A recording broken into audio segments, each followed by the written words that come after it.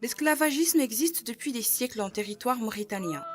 Il existe dans toutes les communautés ethniques du pays, dans sa forme féodale et de caste, mais dans sa forme de violence physique et servile, d'assujettissement, de force de travail, il n'existe encore aujourd'hui que dans la société maure, dont les Haratines sont les esclaves historiques et qui sont également la principale force démographique du pays.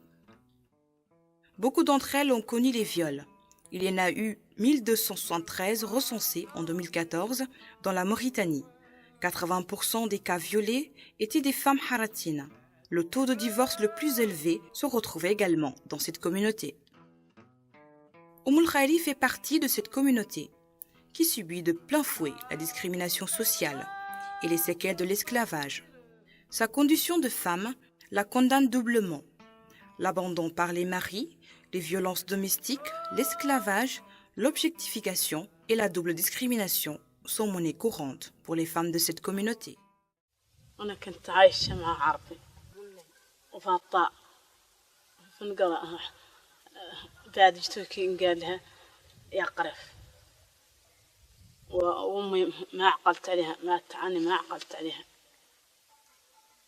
الصفة اللي ربيت فيها أنا ما أعرف شنو سودة تميتين هي عقلت عليه وكالناس ناس راح القنم ويقعدوني عند المارشن أنا صغيرة نقديه تم قاعدي نقدي تحت الشعب تحته منين يكب يحوزوا عليه ويبطوني لين ذاك يتكم معايا رجال التمو ويتكم معايا تريك التمو قد الطفي والتالي مولي يتكم مع الطويفي ذا تي وكبرون ما شفت ولا راح إلى فنواك شوط إلى مع من تمهوناتيه وتوي بطوني العذاب المتين في العذاب يخبط هو قناة التعمار وقابض الشيرتي يتكيها قدامي معدلها مرة من يقصدها وكاتيها يقول لي صد يحرق بيك يقبضي يدفع في المدفع يقول لي شيء معدلها مرة يتكيها لين يمل منها قدامي ويخليها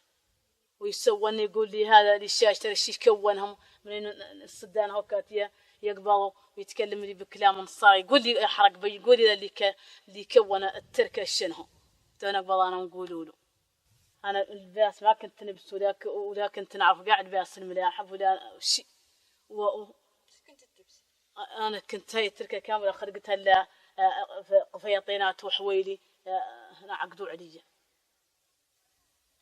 ونبتطوا حتى والشياكين حتى وكاتي لي طفيلتي صغيرة خليتها مشيت عنها السارحة لقنا من جيت لحقتها ميجتها فنقر للسماس وزنزن عليها الكايس معذبيني واكلين حقي وندور فيهم طفيلتي اللي كتلوا السبب اللي كتلوا ما أنا عالمة بشي لين مشيت السارحة عادي بيها رويانة تحت الظهر وني جيت لحقتها ميجت مزنزن عليها الكايس الطالب المودانة يبني لي دار عاد اللي كتب التواقط إن مشينا نستدر والله الشي ما تقد السلطة تحكمنا تحبسنا هو اللي ندورانا.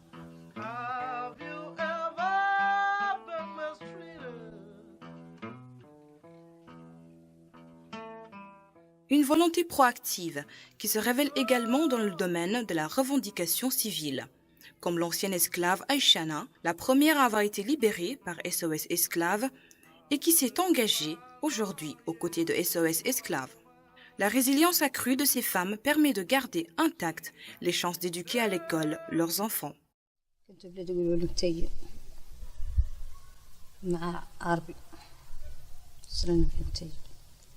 وقفت أنا متضايقة شغلت إرواخي لا شغلت لا حدثوهم أنت يا مش خفية أنا ذاك اللي تبقيني نعدل لك كاملة تقولين نعدلك من نعدلته ما عدلته فرص نعدله والله إلا بطون يا قراني توه براسي متين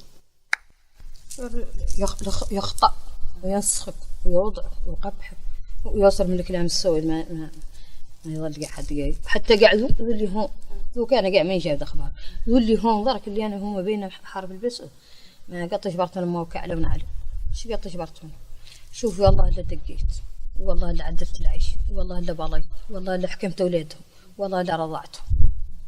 ما قد جبرتونهمش، ما قد خلصون ولا قطعون السبع مليح. فمن يتوفى حد منهم والله شي ما هو مهم، والله يوم عيد مليح في 400 ساعة والله 500 والله 600 ما هو شي مهم.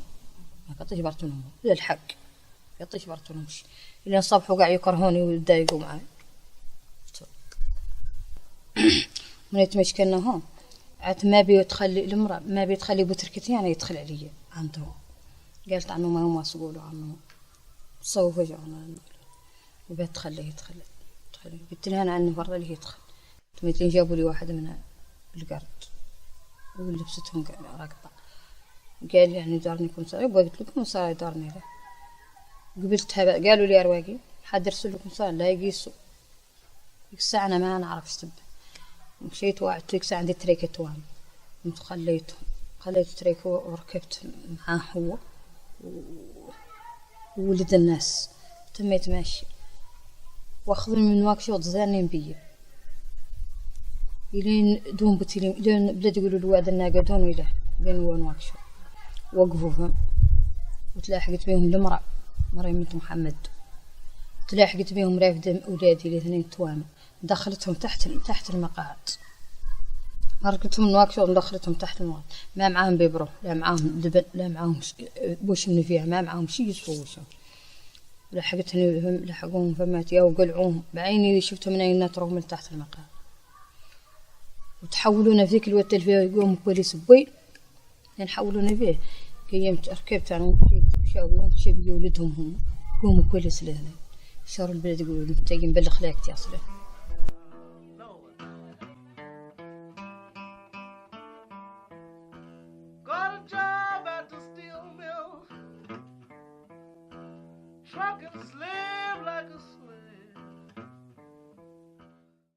Habi, ancienne esclave presque aliénée, comme elle le reconnaît elle-même, mise beaucoup sur la chance qu'elle a de fréquenter le centre communautaire de la FCF à Arafat pour tenter d'alphabétiser ses enfants. منين شوي احتجت أنا وخياتي قاموا تركونا مزلنا حيين كل خيمة منهم قبلت مني الشير عبيد ماني لين نقول الحراطين لين نقول لا العبيد. ذيك المناسبة أنا تميت معام لين عند الحمد لله بقدي هذا البعث. كيف البعض قلت لك عنهم كانوا يبطوني بقى الشراب نشرب في غير الشراب الصعيب والوكير الصعيب يعني قلت لك نظل سارحة والله ونظل سارحة ونجون بات نصب بات نحل بذاك الحيوان. ومنين قلت لهم نصلي مولي يقولوا لي مرة ما هم معلمين باش نصلي يقولوا لي عن الخادم ما تصلي داير على راسها. اللي قلت لك تشوف الناس تصلي ونحن زانوا نتيمم توفون وبنتام الحامر اللي تعدل الناس انا ما نعرف شي اللي نعرف ما ندير على راسي. قالوا معنا نازله من عند مولانا عن الخادم ما تدير على راسها وعن عرتها اللي من عند ركبتها لسرتها. هذا هو اللي يقولوا هم عن الخادم عرتها من عند ركبتها لسرتها وعنها ما تدير على راسها وعنها ما تصوم. والله لا يجنيتكم عمتو زمقع وحدانا معدلينها يا عمهم بينهم هم والله لا يجوا يتكتوا. احنا هوب انا ما نقول شيء انا مالي خايفه. انا حد عندهم هم ما قد تزوجت جابرتوا لا منهم هم يعني ما قد تزوجت. اول خايمه انا قبضهم والله كيف ما قلت لك بويلي ما زلت صغيره ما تقع تقع نراني لك ما بتوقت مولي. اول خايمه انا قبضهم الاولى ما تعاطفت معاه والثانيه مولي هذا النمر واحد من التنواجي وهذا النمر الشاري وراد مولانا عنه قبضني وارتحم عندهم وبقيت انا قاعده في النمر. هما انا ما قط قراني حتى الاحصاء قلت لك ما قط حصيت. ومنين جيت هون وتيت الروق الاحصاء هون وكل شيء وكلفت به عادوا يرفعوني شرهم هم انا جاي نحصي قالوا لي دل جايه منه نرجع العربي قال انا مدور يعودوا عندهم متواقط والدي نجبرهم ونعود نحصي. قلت انا الصح هنا هي البلديه دار الكتاب قلت لهم عني عربي انا ماني راجعه من السعوديه ما نحصي. قالوا لي منين تقيسيهم الدار تجبري مكتوب والديك عندهم ديه متيقنه بيا اللي والدتي اللي عقلت عليها ما قطشت عندها كردان ديت كل يوم عاد قبل مولي انا حازوا عليهم وداروا علي حرقها من القرب ولا قيم اللي قطع حصان يشير ذوك هو قاعد اللي تلاقي يحسي قاعد كيف الصيف اللي نحسي فيه شنو. Une préoccupation pour leur progéniture qu'on le retrouve chez la jardinière Zeynab Bint Oulam, dont le principal souci demeure la reconnaissance civile et l'émancipation. بحالة يرثى لها بحالة ما زينة شيت ما يعرفوا حتى كيف تصلوا حتى الوضوء ما يعرفوا حتى حياة المعيشية ما يعرفوا كيف هيك ما يعرفوا إلا كيف الحيوانات ما عندنا قول تو نحن نتأقلموا معاهم يعني كان ما بهم شوي هم ما يجونا قال إنهم يكون شاكين إن الحياة عندهم المصرية الصحية صحيحة لكن من طريق من نظرتهم نحن يعرفوا إنهم ما كانوا فيه نشوف هم ناس كسلاء نروح نحاول حالنا معهم كانوا ينضجوا لأن ينضجوا نقولوا رمز الحرطانيات وذاك الماضي كامل ينفضها. Cette situation bien instable, résultant des séquelles de son esclavagisme, ne les prive d'aucune volonté proactive de changer cette donne sociale. Que soit par une petite table ou par la culture maraîchère, elles sont de plus en plus nombreuses à chercher un équilibre socio-économique pour elles-mêmes. Zeynabou Bint Oulam, habitant en périphérie de Nouakchott, a opté pour la culture maraîchère en pleine capitale. Elle parcourt des kilomètres tous les jours pour s'occuper de son jardin, son unique gagne-pain pour la survie de ses enfants, avec des résultats encourageants.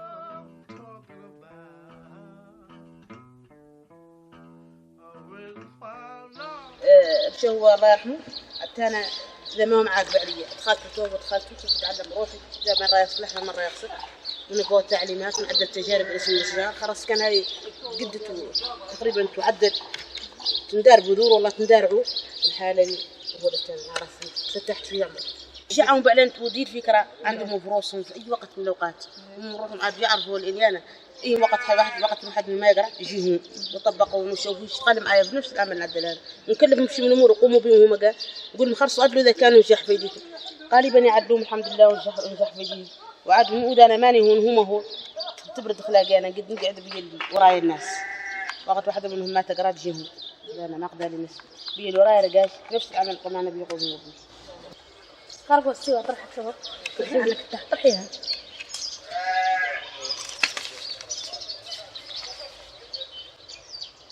احيانا مثال مقلب عليه فيهم حساسيه من اي امراه تمد يدها شي قال حرطاني ولا عنده شي حرطاني ولا عنده شي ذاك انت ما يبغى حرطاني عنده شي تقول المراه لا يقول لك هاي المراه حد منكم يشده يمشي بيه يقول انا ما يملك الات لي يمشي بيه انا امراه تشتغل وراي جايه يشتغل مسجعوني اكثر عاد هون دون اتنجبر مسجعين كثير في العلايات ما تشوفني امراه وزين عندي حتى لاني عايشه ولا مرحبا في الحال ما مرحبا في الحال لا مرحبا في الحال لك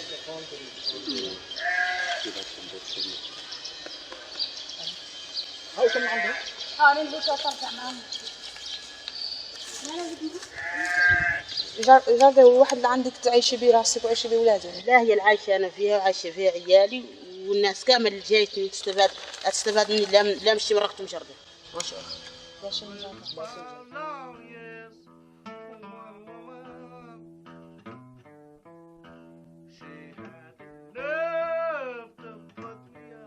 Une émancipation que Wahba recherche quant à elle dans la confection des melarfa, à Elmina en périphérie sud de Nouakchott, au domicile parental où elle loge en attendant que sa maisonnette se termine.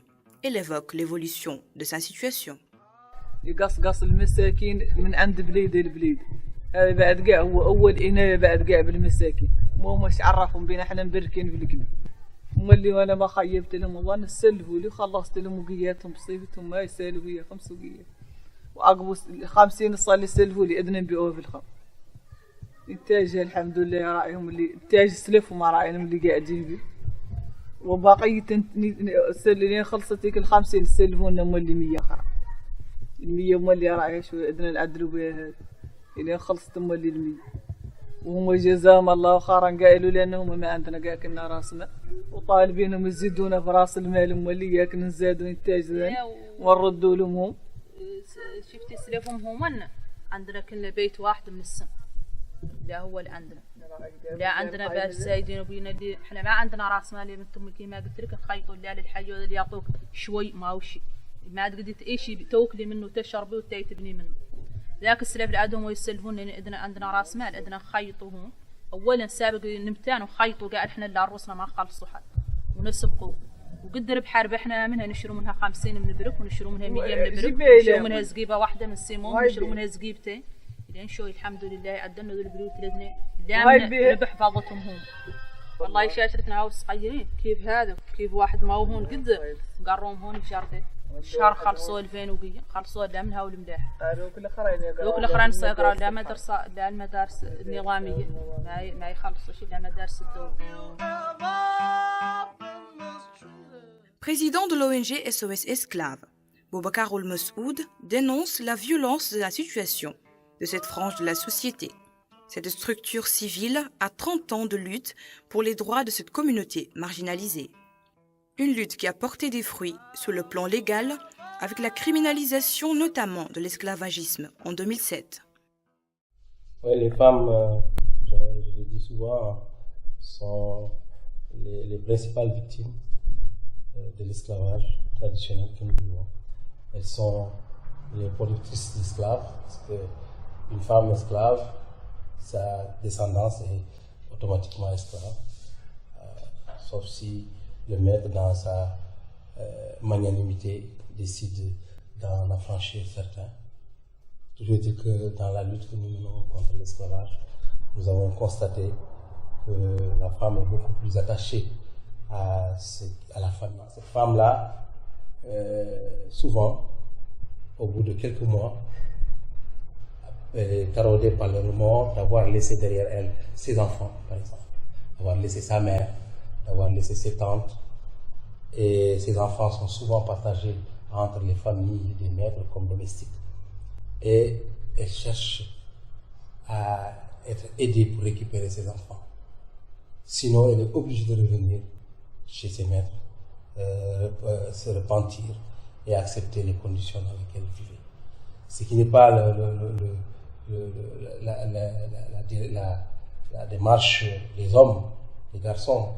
Les garçons, par contre, on les a vus fuir. Quand ils fuient, ils s'en vont et ils ne se retournent plus. Que les esclaves veulent bien se libérer, mais ils trouvent rarement une oreille attentive, une oreille qui accepte de les écouter. On se moque d'eux quand ils viennent devant la police, devant la préfecture ou devant un gendarme pour leur dire écoutez, allez voir vos parents, réconciliez-vous avec eux, il n'y a pas de problème social. Et moi, pendant que j'étais fonctionnaire, j'ai eu plusieurs personnes qui sont venues me voir. Et je les ai accompagnées. Et je me suis dit, bon, il faut créer une organisation qui s'occupe justement d'aider ceux qui sont en détresse d'abord. Et c'est ceux qui sont en détresse qui vont permettre de révéler au monde ce problème. C'est des sociétés profondément inégalitaires. Et la femme, pour nous, a été l'instrument essentiel de cette révélation. Parce que le pouvoir, le système, veut tout cacher. Mais les femmes sont là. Elles viennent réclamer la restitution de leurs enfants. Elles viennent réclamer la reconnaissance de leur progéniture. Parce que souvent, elles ont des enfants qui sont nés de leur maître et que leur maître refuse de les reconnaître. Et elles ont tout connu, ces femmes. Et elles ont le courage, malgré tout, de lever la tête. Parce qu'elles ont le trip.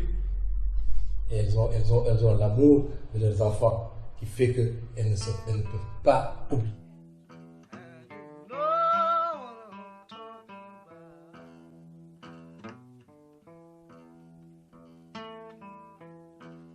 Aminatou Mint Eli Mokhtar, présidente de l'association des femmes chefs de famille, insiste sur la précarité de ces femmes, pour qui une partie de la société civile se mobilise, mais qui attend plus de fermeté et de volonté des autorités.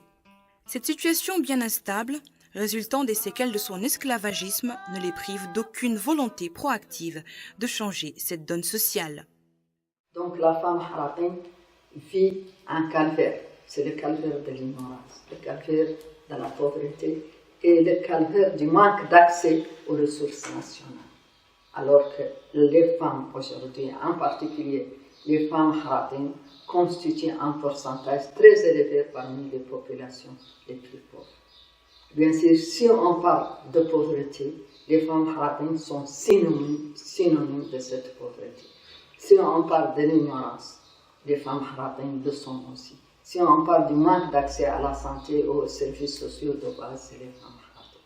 Un autre aspect aussi qui s'ajoute à cela, c'est l'état civil. L'état civil, l'accès à la propriété des terres.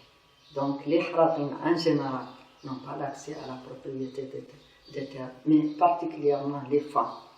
Les femmes, c'est elles qui cultivent dans les zones rurales, c'est elles qui font des travaux ménagers, c'est elles qui font des petits commerces, c'est elles qui sont les petites commerçantes ambulantes. Mais tout ça ne peut pas revenir, ne peut pas satisfaire les besoins immédiats de la famille parce que il n'y a pas de capital, c'est-à-dire que les moyens dérisoires, ce qui fait que aujourd'hui, les 90% des personnes qui travaillent dans les ménages, c'est des femmes haratines. Donc elles sont aussi exposées aux violences verbales, aux violences physiques et surtout aux viols. Parce qu'aujourd'hui, le pourcentage très élevé des cas de viol en Mauritanie, dont la majorité, c'est des filles haratines. Il faut vraiment qu'il y ait une insertion réelle et il faut mobiliser tous les moyens d'une manière générale pour les faire sortir de cette situation et pour éradiquer les séquelles de l'esclavage et ces séquelles. C'est la responsabilité de l'État mauritanien. C'est vrai que c'est notre responsabilité à nous tous en tant que Mauritaniens, mais la première responsabilité revient à l'État mauritanien.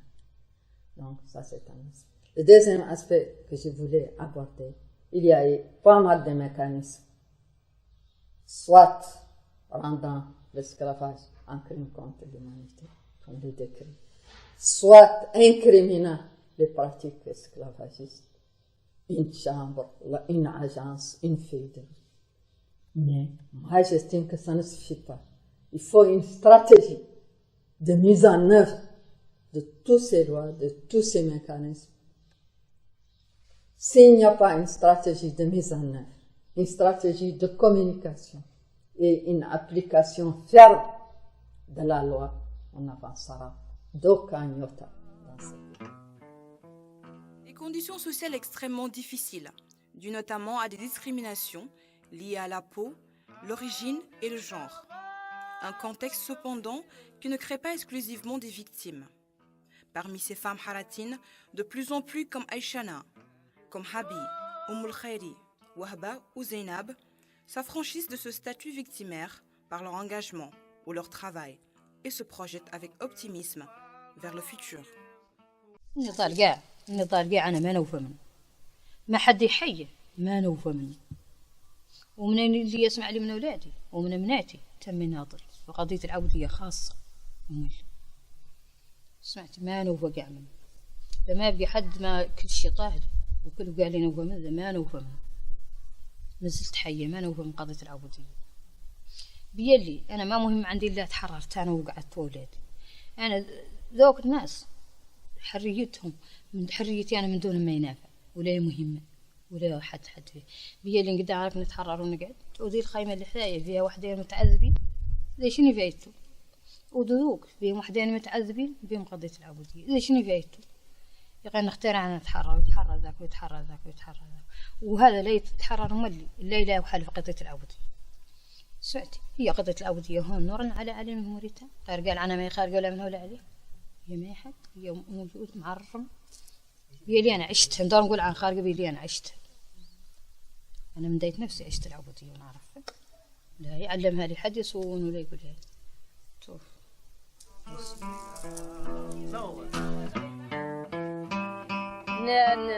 نضالي نعاون الناس بعد ما فاتوا جبروا حريتهم ومنين مولي ونعرف عنهم مولي ما فاتوا جبروها حتى هم قاع الحقوقيين اللي ناضلوا قاع ما فاتوا جبروا حريتهم. أنا قاعد قد ما ناضل عندي عبيد المملوك يا قرن ناضل عن الحقوقيين اللي يوقفوا معايا ويساعدوني ومظلمة وكم مديرة في الأحداث اسمها وعلهم يطالبوا بني قار العبيد وموريتان ما يجابر الحق يعني جابر خير فيها تقيس ذوك الدول المربط ان قاعد تعود عايشه موريتان حقوق موريتان ما يجابرت ولا معروف بهم ودي ما معترف لا نمشي وعد الصيارة الشهر ده 11 طارحين هذه يطول أعمارهم مرقين هذه يجيبها هوناتيها ونصب هوناتيها والله لا بقصرت القدحان والله لا باليت ونجي ونرد راسي تمرق ذا حرف راسه ما قول لي تقوم يا حرق بيك ولا ما قبول لي ستيشن ولا أنا ما أخبط القيان تجي على الخاتم ممكن تجي السمس طالعة وشاشرتي يمشوا يقراوا ونراعي فيهم ما هم مقلعة مني ولا يبتطوا ولا هم معدلين كيل قنم كيل عتاري سمع المعيس وتهزهم الله خير يطول أعمارهم